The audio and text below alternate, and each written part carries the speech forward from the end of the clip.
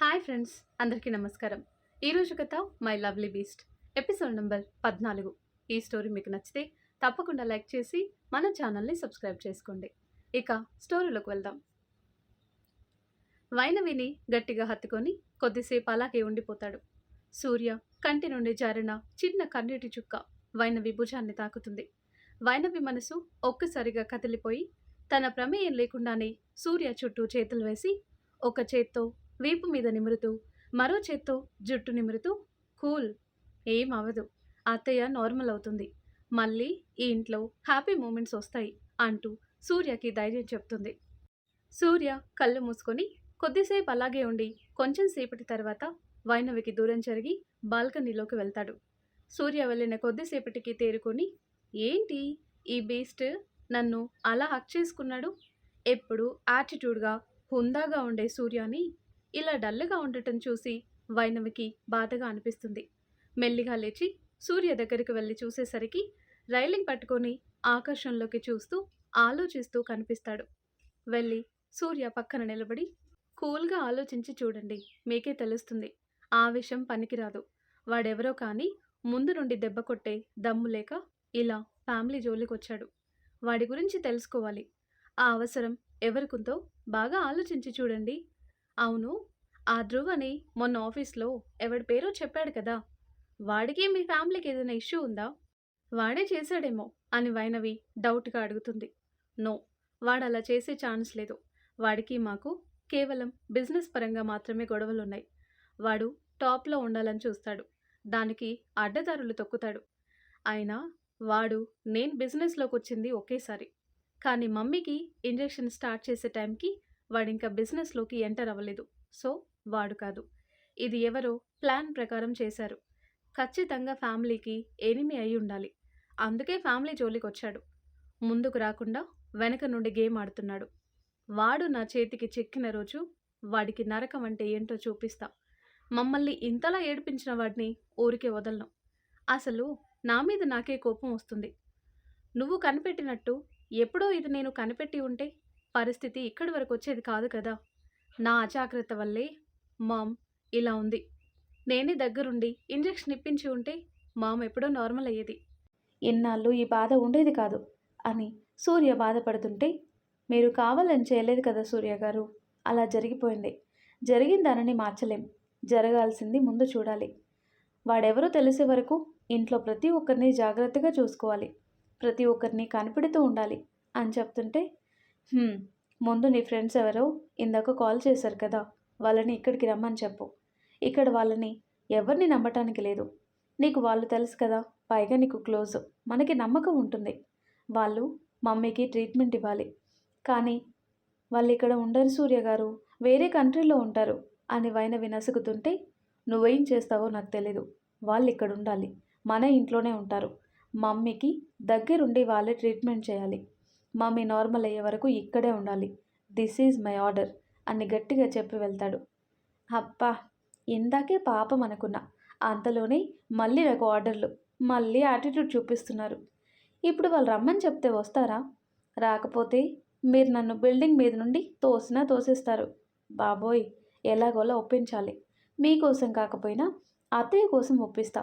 ఇప్పుడు అత్తయ్య బయటికి తీసుకుని వెళ్ళే ఛాన్స్ కూడా లేదు. వాడెవరో కూడా తెలీదు, ఎక్కడి నుండి అటాక్ చేస్తాడో తెలీదు అనుకుంటుంది వైనవి. ఇంట్లో ప్రతి ఒక్కరికి చాలా స్ట్రిక్ట్గా చెప్తాడు. ఎవ్వరూ సెక్యూరిటీ లేకుండా బయటికి వెళ్ళొద్దు, జాగ్రత్తగా ఉండండి అని బయటికి వెళ్తాడు సూర్య. వైనవి తన ఫ్రెండ్స్కి విషయం చెప్తుంది. సిచ్యువేషన్ గురించి ఎక్స్ప్లెయిన్ చేసి రమ్మని రిక్వెస్ట్ చేసేసరికి వాళ్ళు కూడా పరిస్థితి అర్థం చేసుకొని ఓకే వస్తామని ఒప్పుకుంటారు. అమ్మయ్య, థ్యాంక్స్ దరు, మీరు రావడానికి అన్ని అరేంజ్మెంట్స్ నేను చేయిస్తాను. అలాగే మీరు మా ఇంట్లోనే ఉండాలి అని మరీ చెప్పి కొద్దిసేపు మాట్లాడి సూర్య కోసం కిందికి వెళ్తుంది. కానీ సూర్య బయటికి వెళ్ళాడని తెలిసి కాల్ చేస్తుంది, బట్ లిఫ్ట్ చేయడు. తన మనసు బాగోలేక బయటికి వెళ్తాడు సూర్య, అందుకే లిఫ్ట్ చేయటం లేదు. మెసేజ్ చేస్తుంది, మా ఫ్రెండ్స్ ట్రీట్మెంట్ కోసం ఒప్పుకున్నారు, వాళ్ళకి అరేంజ్మెంట్స్ చేయండి. మీరు ఎక్కడికి వెళ్ళారు? కొంపదీసి మళ్ళీ మీ ఏంజల్ దగ్గరికి వెళ్ళలేదు కదా? వెళ్తే మాత్రం ఆ ఏంజల్ ఎక్కడుందో తెలుసుకొని కళ్ళల్లో కారం కొట్టేస్తా, మళ్ళీ మిమ్మల్ని చూడకుండా ఏమనుకుంటున్నారు అని సూర్యకి మెసేజ్ చేస్తుంది. ఖాళీ రోడ్డు మీద కార్ బ్యానెట్ మీద కూర్చుని ఆలోచిస్తున్న సూర్య ఫోన్కి మెసేజ్ వచ్చేసరికి ఓపెన్ చేసి చూస్తాడు. వైనవి పెట్టిన మెసేజ్ చూడగానే అంత కోపం, బాధలో కూడా సూర్య పెదాలు అందంగా విచ్చుకుంటాయి. నీకు అంత సీన్ ఉందనుకుంటున్నావా? నా ఏంజల్ దగ్గరే ఉన్నాను. తనే నన్ను నార్మల్ చేయగలదు. అందుకే రిలాక్స్ అవ్వటానికి వచ్చాను. So what? నా ఏంజల్ని నువ్వు టచ్ చేయలేవు. మూసుకొనుండు. నీ ఫ్రెండ్స్కి కావాల్సిన అరేంజ్మెంట్స్ చేస్తాను. డోంట్ డిస్టర్బ్ అని ఓ మెసేజ్ పెట్టి ఫోన్ పక్కన పెట్టేస్తాడు. సూర్య నుండి వచ్చిన మెసేజ్ చూడగానే వైనవికి పిచ్చి కోపం వస్తుంది. మండిపోతుంది లోపల. కుత ఉడికిపోతుంది. రిలాక్స్ అయ్యి వస్తారా? రండి రండి, వచ్చాక మీ పని చెప్తాను అని సూర్యని బండబూతులు తిట్టుకుంటుంది. కాలేజ్ అయిపోయాక ఆరోహి, తపస్వి ఇద్దరు బయటికి వస్తుంటే ఓ 2 కళ్ళు కోపంగా చూస్తే మరో 2 కళ్ళు ఆరాధనగా, ప్రేమగా చూస్తూ ఉంటాయి. బ్యాగ్ చేతికి తగిలించుకొని ఇద్దరు మాట్లాడుకుంటూ కార్ దగ్గరకు వచ్చి కార్ ఎక్కి కూర్చోగానే డ్రైవర్ ఇంటి వైపు మళ్ళిస్తాడు. పాపం, ఓసారి చూడొచ్చు కదే, ఎందుకలా చేస్తావు అని తపస్వి అంటుంటే, నువ్వు మూస్తావా లేకపోతే నోరు కుట్టేస్తా చెప్తున్నా అని ఆరోహి సీరియస్గా చెప్పేసరికి, అంత పని చేయక బేబీ, నువ్వు కుట్లు వేస్తే నేనేలా మాట్లాడాలి? నేను అసలే మాట్లాడకుండా ఉండలేను. నీ ఇష్టం ఉన్నట్టు ఉండవే అని హెడ్ఫోన్స్ పెట్టుకొని సాంగ్స్ వింటూ కామ్గా కూర్చుంటుంది తపస్వి. రే విక్కీ, ఆ పిల్ల నిన్ను చూడదు, నువ్వేమో కళ్ళు కాయలు కాచేలా చూస్తావు అంటారు తన ఫ్రెండ్స్. చిన్న స్మైల్ ఇచ్చి బైక్ స్టార్ట్ చేసి తన ఫ్రెండ్ని ఎక్కించుకొని వెళ్తాడు. ఆ కాయలు పండ్లయ్యే టైం ఎప్పుడొస్తుందో ఏమో రా విక్కీ, మిమ్మల్ని చూసి చూసి నా కళ్ళు దొబ్బేలా ఉన్నాయిరా అని ఫ్రెండ్ అంటుంటే, చుబ్బే, నిన్ను చూడమని ఎవరు చెప్పారు? నా పిల్లకి కొంచెం సిగ్గు ఎక్కువలే, అందుకే చూడదు. అయినా అది చూసినా చూడకపోయినా దాని ఫేస్ చూస్తే చాలు నాకు హాయిగా ఉంటుంది, లేదంటే గుండె గోలగోల చేస్తుంది అని ఫ్రెండ్ని డ్రాప్ చేసి ఇంటికి వెళ్తాడు విక్రమ్. నైట్ అయినా ఇంకా సూర్య ఇంటికి రాకపోవడంతో ఎదురు చూస్తూ ఉంటుంది. ఏంటి ఇంకా రాలేదు? ఆవిడ గారిని వదిలి రావాలనిపించటం లేదా ఏంటి అని అటూ ఇటూ తిరుగుతూ గుమ్మం వైపు చూస్తూ ఉంటుంది వైనవి. తేజ్ అన్నయ్య, ఏంటి మీ ఫ్రెండ్ ఇంకా రాలేదు? ఒకసారి కాల్ చేయొచ్చు కదా అని అడుగుతుంటే, ఏమోరా, నా కాల్ కూడా లిఫ్ట్ చేయటం లేదు. ఏమైంది? మార్నింగ్ వెళ్ళేటప్పుడు కూడా వాడు చాలా సీరియస్గా కనిపించాడు అని తేజ్ అడుగుతుంటే, ఇక్కడ కాదు అని బయట గార్డెన్లోకి తీసుకుని వెళ్ళి మార్నింగ్ జరిగింది మొత్తం తేజ్కి చెప్తుంది. తేజ్ కొన్ని నిమిషాలు షాక్లోకి వెళ్ళిపోతాడు. ఏంట్రా, నువ్వు చెప్తుంది నిజమా? అవునన్నయ్య, సూర్య గారు చాలా బాధపడుతున్నారు. ఇప్పటి వరకు ఆయన కొంచెం జాగ్రత్తగా ఉండుంటే ఇలా అయ్యేది కాదు. నా వల్లే ఇలా అయింది అని ఫీల్ అవుతున్నారు. మార్నింగ్ వెళ్ళరు, ఇప్పటి వరకు ఇంటికి రాలేదు. ఒక్కసారి కనుక్కోరా ప్లీజ్ అని అడుగుతుంటే, నేను చూస్తానమ్మా, నువ్వు వెళ్ళు, నేను వెళ్ళి తీసుకొని వస్తాను అని సెక్యూరిటీకి కాల్ చేస్తూ సూర్య ఎక్కడున్నాడో కనుక్కొని అక్కడికి వెళ్తాడు తేజ్. అందరూ డిన్నర్ చేయడానికి కూర్చొని, వైనవి, సూర్య ఇంకా రాలేదా? లేదు చిన్నత్తయ్య, అందుకే వెయిట్ చేస్తున్నా. మీరు తినండి, నేను సూర్య గారు వచ్చాక తింటాను. అప్పటి వరకు అత్తయ్యకి ఫుడ్ పెట్టేసి వస్తాను అని వందన గారికి ఫుడ్ తీసుకుని వెళ్ళి తినిపిస్తుంది. మీకేం కాదత్తయ్య, మళ్ళీ మీరు మామూలుగా అవుతారు, ఆ నమ్మకం నాకుంది అని ఫుడ్ పెట్టేసి కేర్ టేకర్ని జాగ్రత్తగా చూసుకోమని చెప్పి కిందికి వెళ్తుంది. వైనవి, వాడు వచ్చేశాడు, టెర్రస్ మీదకి వెళ్ళాడు. మార్నింగ్ నుండి ఏం తిననట్టున్నాడు. చేతికి గాయం కూడా అయ్యింది. వాడికి ఫుడ్ తీసుకొని వెళ్ళరా, నేను ఫ్రెష్ అయ్యి అక్కడికే వస్తాను అని తేజ్ చెప్పేసి వెళ్తాడు. తేజ్కి, సూర్యకి ఫుడ్ మొత్తం ట్రేలో పెట్టి టెర్రస్ మీదకి తీసుకొని వెళ్తుంది. సూర్య, ఆరోహి, తపస్వి, తరుణ్ అందరూ అక్కడే ఉంటారు. ఓ, అన్నా చెల్లెలందరూ ఇక్కడే ఉన్నారా? మీరు మీ వదిన పార్టీ అంటారు కానీ మీ అన్నయ్య పార్టీనే అబ్బా. కనీసం నన్ను పిలవకుండా ఇక్కడ సీక్రెట్గా ముచ్చట్లు పెట్టుకుంటున్నారు. అంతలా ఏం మాట్లాడుకుంటున్నారు అంటూ వాళ్ళ దగ్గరికి వెళ్తుంది వైనవి. నువ్వు అస్సలు బాగా చూసుకోవటం లేదు. ఈ వదిన నీకు ఎక్కడ దొరికింది? అన్నయ్య మనకి ఈ వదిన వద్దు, కొత్త వదిన కావాలి అని చెప్తున్నారు అని ఆరోహి భుజం మీద చేయి వేసి చెప్తాడు సూర్య. అవునా, అలాగే తెచ్చుకోండమ్మా, నేను వెళ్తాను అంటూ వాళ్ళ వైపు చూసి వెనక్కి వెళ్తుంటే నవ్వుతూ వైనవిని చేరి, అలా మేమంటామా, అనగలమా వదిన? అన్నయ్య ఏదో సరదాగా అలా అన్నాడు, నువ్వు మా స్వీట్ వదినమ్మవి అంటూ చుట్టూ చేరితే, చూసారా అన్నట్టు సూర్యకి కళ్ళెగరేస్తుంటే, అబ్బో గొప్పలే అన్నట్టు చూపు తిప్పేస్తాడు సూర్య. తేజ్ కూడా వచ్చాక ఇద్దరికి సర్వ్ చేసి ఇస్తుంది. సూర్య ప్లేట్ని వైనవిని మార్చి మార్చి చూస్తుంటే అప్పుడు బల్బు వెలుగుతుంది. అయ్యో, చేతికి గాయమైంది కదా అని ప్లేట్ తీసుకుని తనే కలిపి సూర్య నోటి దగ్గర పెడుతుంది. వైనవి కళ్ళలోకి సూటిగా చూస్తూ బుద్ధిగా నోరు తెరుస్తాడు. వీళ్ళని చూసి తరుణ్, తేజ్ వాళ్ళు హ్యాపీగా ఫీల్ అయితే ఆరుకి మాత్రం కళ్ళల్లో నీళ్ళు వచ్చేస్తుంటాయి. ఒకప్పుడు వందన గారు కూడా ఇలాగే టెర్రస్ మీద సూర్యని, ఆరుని, సుప్రియని కూర్చోబెట్టి తినిపిస్తుంటే మధ్యలో ధనరాజు గారు వచ్చి నాకు అంటూ వచ్చి భార్య చేత్తో తినిపించుకునేవాడు. నలుగురు నాకు పెట్టంటే నాకు పెట్టు అని పోటీ పడి మరి వందన గారి చేత్తో తినిపించుకుని చిన్న పిల్లాట్లాగా మీరు కూడా ఏంటి అని భర్తని కసిరితే నీ దగ్గర నేను చిన్నపిల్లాడిని అని అనేవాడు. అదంతా గుర్తుకు రాగానే కన్నీళ్ళు ఆగటం లేదు. ఏ ఆరు, ఏమైంది, ఏంటా కన్నీళ్ళు అని కంగారు పడుతూ ఆరు దగ్గరికి జరిగి దగ్గరికి తీసుకుంటుంది. వైనవిని పట్టుకొని ఏడ్చేసింది. ఏమైంది మా అని లాలనగా అడుగుతుంది. మమ్మీ డాడీ గుర్తొచ్చారు వదినా. మమ్మీ నార్మల్గా ఉన్నప్పుడు ఇలాగే మా అందరినీ కూర్చోబెట్టి తినిపించేది. వాళ్ళని చాలా మిస్ అవుతున్నా అని ఏడుస్తుంటే అందరికీ బాధగా అనిపిస్తుంది. సూర్య కళ్ళల్లో కూడా సన్నటి కన్నీటి పొర వచ్చి చేరుతుంది.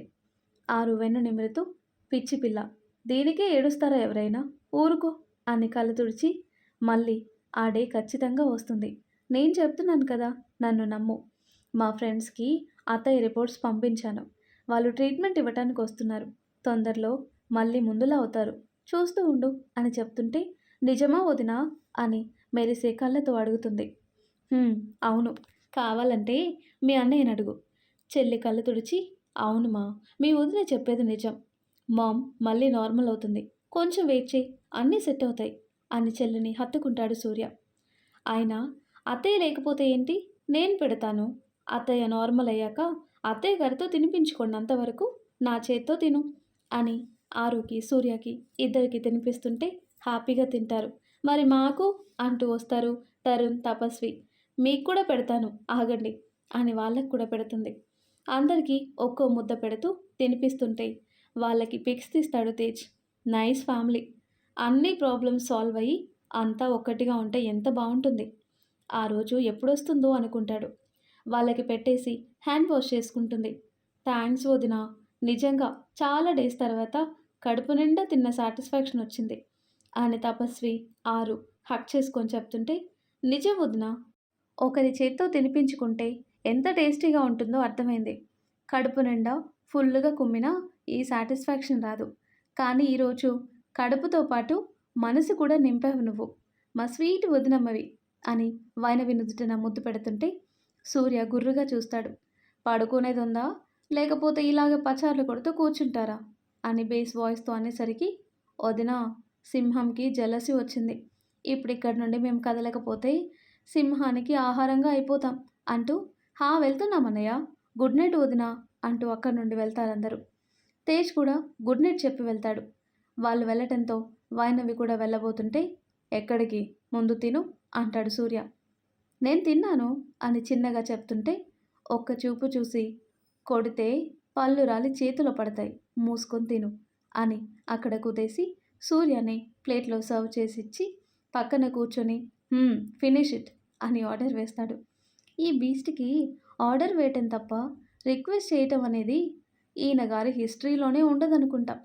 కొంచెం ప్రేమతో తిను అని చెప్తే ఈయన గారి నోరు అరిగిపోతుందా కరిగిపోతుందా అనుకుంటుంటే తిట్టుకోవటం అయితే తినటం స్టార్ట్ చేయి. మనసులో అనుకునే స్వేచ్ఛ కూడా లేదా అబ్బా అనుకొని తినటం స్టార్ట్ చేసేస్తుంది. తినేది తినకుండా ఓరగా సూర్య వైపు చూస్తూ ఇప్పటి వరకు ఎక్కడికి వెళ్ళారు అని అడుగుతుంది. నోరు తిన్నగా ఉండదు పాపకు అస్సలు. తినేది తినొచ్చు కదా, ఆహా మనం అలా ఎందుకుంటాం. చెప్పాను కదా నా ఏంజల్ దగ్గరికి వెళ్ళాను అని. మార్నింగ్ వెళ్ళారు, ఇప్పటి వరకు అక్కడే ఉన్నారా, వదలబుద్ధి కాలేదా ఏంటి మీ ఏంజల్ గారిని అని ఒత్తి పలుకుతూ ఆయన అంతసేపు ఏం చేశారు అని డౌట్గా అడుగుతూ హ్యాండ్ వాష్ చేసుకుని వాటర్ తాగుతుంది. ఏం చేశామంటే అని వైనవి మీదికి మెల్లిగా బెండ్ అవుతూ ఉంటాడు. ఏం చేస్తున్నారు, మీరు నా దగ్గరికి ఎందుకు వస్తున్నారు అని నత్తిగా మాట్లాడుతుంది. వైనవి కళ్ళల్లోకి సూటిగా చూస్తూ నువ్వే అడిగావు కదా ఏం చేశారు ఇంతసేపు అని, చెప్పటం కన్నా చూపిస్తే నీకు క్లియర్‌గా అర్థమవుతుంది కదా! అందుకే. హా! అందుకని? ఏం చేశారు? అని బెదిరి చూపులు చూస్తుంది. మెల్లిగా వైనవి మీదికి వంగి భుజం మీద పెదాలు నిలుపుతాడు. అంతే. వైనవికి కరెంట్ షాక్ కొట్టినట్టు బిగుసుకుపోతుంది. భుజం మీద నుండి సూర్య పెదాలు మెడ వరకు చేరి ఇంకా కిందికి వెళ్తుంటే తన డ్రెస్ పిడికిలితో నలుపుతూ గొంతు తడారిపోతుంటే వద్దొద్దు, నాకేం చెప్పొద్దు, నాకు నిద్రొస్తుంది, గుడ్ నైట్ అంటూ అక్కడి నుండి పరుగందుకుంటుంది. రూమ్లోకి వెళ్ళి నిండా ముసుగు తన్నుకొని పడుకుంటుంది. కళ్ళు మూసుకున్నా కూడా సూర్య స్పర్శ తనని డిస్టర్బ్ చేస్తుంటే దిండులో మొహం తూర్చుకొని నిద్రపోతుంది. వైనవి పరుగులు పెట్టడంతో సూర్యకి నవ్వాగదు. తిక్క కుదిరింది అనుకుని కొంచెంసేపు అక్కడే టైం స్పెండ్ చేసి రూమ్లోకి వెళ్ళి తన ఏంజల్ని తలుచుకుంటూ నిద్రలోకి జారుకుంటాడు సూర్య. ఆ తర్వాత 2 రోజులు నార్మల్గా గడిచిపోయాయి. వైనవి ఫ్రెండ్స్ ధరణి అలాగే మైథిలి వచ్చే రోజు రానే వచ్చింది. ఇంట్లో అందరికీ చెప్పాడు సూర్య. తను ట్రీట్మెంట్ ఇవ్వటానికి వస్తున్నారు, కొన్ని డేస్ మన ఇంట్లోనే ఉంటారని. వాళ్ళు కూడా హ్యాపీగా ఫీల్ అవుతారు. తేజ్ వాళ్ళని పిక్ చేసుకోవటానికి ఎయిర్పోర్ట్కి వెళ్తాడు. చాలా డేస్ తర్వాత ఫ్రెండ్స్ని చూడబోతున్నా అని వైనవి కూడా హ్యాపీగా ఫీల్ అవుతుంది. అవును వైనవి, నువ్వు ఇంజనీరింగ్ కదా, మరి వాళ్ళు డాక్టర్స్ కదా, మరి నీకు వాళ్ళ ఫ్రెండ్స్ ఎలా అయ్యారు అని సుచిత్ర అడుగుతుంది. నేను అమెరికాలో యూనివర్సిటీలో కదా అత్తయ్య, అక్కడ అన్ని సబ్జెక్ట్స్ వాళ్ళు ఉంటారు. ఇంజనీర్ చేసే వాళ్ళే కాదు, మెడిసిన్ చేసే వాళ్ళు కూడా ఉంటారు. అందులో వీళ్ళు తెలుగు వాళ్ళు కదా. క్యాంటీన్లో చిన్నగా స్టార్ట్ అయిన మా ఫ్రెండ్షిప్ రూమ్ షేర్ చేసుకుని ఒక్క దగ్గరే ఉండే వరకు వచ్చింది. అందరం కలిసి ఒక దగ్గరే ఉండి రోజు కాలేజ్కి వెళ్ళేవాళ్ళం, పార్ట్ టైం జాబ్స్ చేసుకునే వాళ్ళం, బాగా ఎంజాయ్ చేసేవాళ్ళం. చాలా ఇష్టం వాళ్ళంటే అని వాళ్ళ గురించి చెప్తూ ఉండగానే మాటల్లోనే వచ్చేస్తారు. కార్ సౌండ్ రాగానే పరుగున వెళ్తుంది. వాళ్ళు కూడా కార్ ఆగి వైనవి కనిపించగానే పరిగెత్తుతూ వచ్చి వైన్ అంటూ గట్టిగా హక్ చేసుకుంటారు. ఇద్దరు కలిసి వైనవిని అప్పడం చేసేస్తారు. అప్పా, నా ఎముకలు విరిగేలా ఉన్నాయి. ఇద్దరు ఇంత గట్టిగా హక్ చేసుకున్నారు, నేను ఉండాలా వద్దా, కొంచెం లూజ్ చేయండి అని వాళ్ళ నుండి విడిపించుకుంటుంటే, ఈ మాత్రం పట్టుకే ఇలా అయిపోతే మీ ఆయన్ని ఎలా హ్యాండిల్ చేస్తావు వైన్ బంగారం అంటూ చెరువు బుక్కలు లాగుతుంటే, అబ్బా మీ అల్లరి మొదలు పెట్టారా, కొంచెం తిక్కగా చేయకండి బాబు, నా ఇజ్జత్ పోతుంది. ఇంతకీ ఎలా ఉన్నారు ఇద్దరు అని లోపలికి తీసుకుని వెళ్తూ అడుగుతుంది. సూపర్ బేబీ, చాలా బాగున్నాం. ఇంతకీ మా బావగారు ఎక్కడా, చూపించవా అని అడుగుతారు. అదిగో సూర్య గారు అని పరిచయం చేసి అందరినీ కూడా పరిచయం చేస్తుంది. అందరికీ హాయ్ చెప్పి సూర్యకి మాత్రం హగ్ ఇచ్చి హాయ్ చెప్తుంటే, ఓయ్ ఏంటి అలా హగ్ చేసుకుంటున్నారు అని పొసెసివ్నెస్తో అడుగుతుంది వైనవి. మా బావగారు కూడా అమెరికాలో ఉన్నారు కదా కొన్ని డేస్, అందుకే అక్కడ పద్ధతి ప్రకారం హగ్ ఇచ్చి హాయ్ చెప్పాం అంటారు ఇద్దరు. అవును, ఏంటి వచ్చి నుండి బావా బావా అంటున్నారు, నార్మల్గా ఫ్రెండ్స్ భర్తని అన్నయ్య అని పిలుస్తారు, మీరేంటి బావగారని పిలుస్తున్నారు అని అడుగుతుంది. అన్నయ్య అని పిలవండి అని చెప్తుంటే, అలా అని ఏ రాజ్యాంగంలో రాసుంది బేబీ, ఆయన ఇంత హ్యాండ్సమ్ హుక్ని ఎవరైనా బుద్ధున్న ఎవరైనా అన్నయ్య అంటారా చెప్పు, మేమైతే బావగారు పిలుపుకి ఫిక్స్ అయిపోయాం, నువ్వు కూడా ఫిక్స్ అయిపో అని వాళ్ళు చెప్తుంటే గుర్రుగా చూస్తుంది వాళ్ళ వైపు.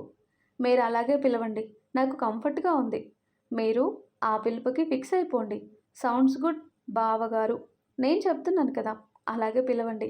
వైనవి, మీ ఫ్రెండ్స్ బాగా అలసిపోయి ఉంటారు కదా, రూమ్కి తీసుకొని వెళ్ళు, ఫ్రెష్ అవుతారు అని చెప్తాడు సూర్య. హా, తీసుకొని వెళ్తాను, ఎందుకు తీసుకెళ్ళను, మీ స్పెషల్ మరదళ్ళు కదా, మీరు ఊరుకోరు కదా, పదండి అని వాళ్ళని సూర్యని కాల్ చేసేటట్టు చూస్తూ వాళ్ళని తీసుకుని రూమ్కి వెళ్తుంది. నా చెల్లిని ఏడిపించకపోతే నీకు అసలు పొద్దుపోదు కదా బావా, పాపం నా చెల్లి అంటాడు తేజ్. మరి ఆ తర్వాత ఏం జరుగుతుందో నెక్స్ట్ వీడియోలో తెలుసుకుందాం. ఎంతో ఇంట్రెస్టింగ్గా ఉండే ఈ స్టోరీ నెక్స్ట్ పార్ట్స్ కోసం ఈ వీడియో లైక్ చేసి మన ఛానల్ని తప్పకుండా సబ్స్క్రైబ్ చేయండి. Thanks for watching.